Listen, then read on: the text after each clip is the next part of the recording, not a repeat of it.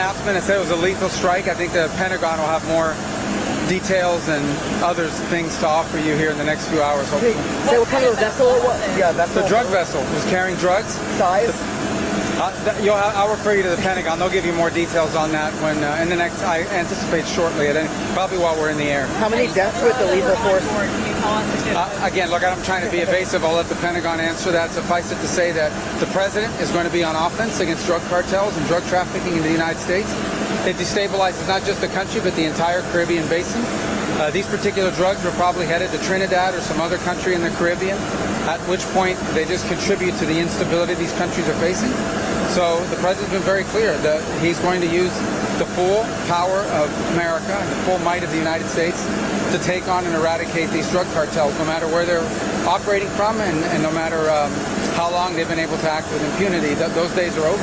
The vessels are still in the region. Do you plan those operations to continue? Do you expect those operations to continue? I think as long as those vessels are in the region and as long as the president's in the White House, he's made very clear he's not going to allow the United States to continue to be flooded with cocaine and fentanyl and other drugs coming from different places. This one from Venezuela, which is a common route. That, by the way, some of it ends up in Europe. A lot of it ends up in Puerto Rico and then on into the United States mainland.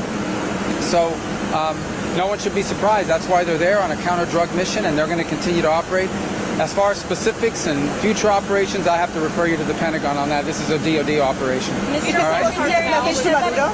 that it was operated by a cartel. Can you share which cartel was operating the vessel? Again, I'll let the operators discuss all of that, but I thought it was, the president was very clear, and that is we destroyed a drug boat that left Venezuela, operated by a designated narco-terrorist organization, which is what these are, and he's been clear that the days of acting with impunity and having an engine shot down or a couple drugs grabbed off a boat, those days are over. Now we are going to wage combat against drug cartels that are flooding American streets and killing Americans. Will you take out the Maduro regime? What is the legal authority for this strike?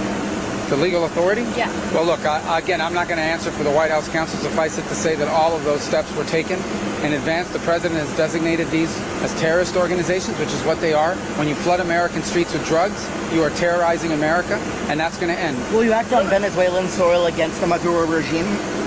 Well, this is a counter-drug operation. We're going to take on drug cartels wherever they are and wherever they're operating against the interests of the United States. The president's top obligation is to secure the national interest and the national security of our people. I know of no president that means that more than this one, our president now, President Trump. And so, but I'm not going to speculate about what might come down the road. Let's get in the air, guys. Inside Venezuela's borders, Secretary.